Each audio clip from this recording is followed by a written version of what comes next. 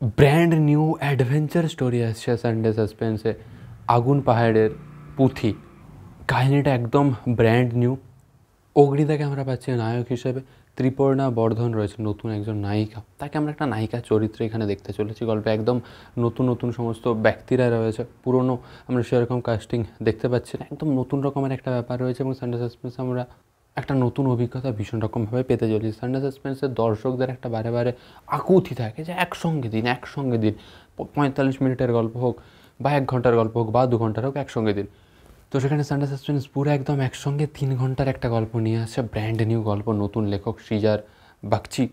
তো নতুনত্ব গল্পের ক্ষেত্রে আমরা ভীষণ রকমভাবে দেখতে চলেছি। এবং সানডে সাসপেন্সকে এই নতুন বছরে আমরা পয়লা বৈশাখ তো হলো, তো নতুন বছরে আপনাদের সবাইকে ভীষণ রকমভাবে একটা শুভেচ্ছা জানাই, আপনাদের দিনগুলো ভালো কাটে। তো সেখানে সানডে সাসপেন্সও বলে যে তার দর্শকদের জন্য একটা নতুন রকমের কিছু করা যাক, নতুন কিছু উদ্যোগ হোক। সেই শুভ নববর্ষের গিফট হিসেবে অ্যাডভেঞ্চার কাহিনী আসছে।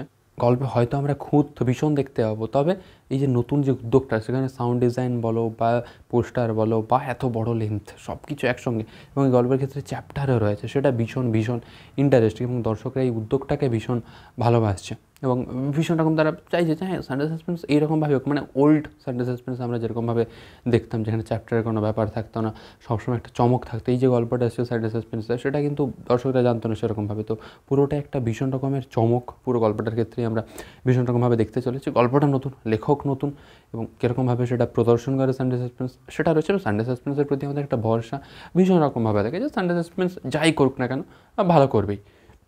এই গল্পটার ক্ষেত্রে একটা নতুনত্ব, সেটা আমরা ভীষণ রকমভাবে দেখতে চলেছি। ইনোভেশন কার্ডস ইউটিউব চ্যানেলটাকে সাবস্ক্রাইব করে বেল বাটন প্রেস করে পাশে থাকুন। সানডে সাসপেন্স সম্পর্কিত এরকমই সমস্ত ব্র্যান্ড নোটিফিকেশানগুলো সবার আগে পাওয়ার জন্য। নমস্কার।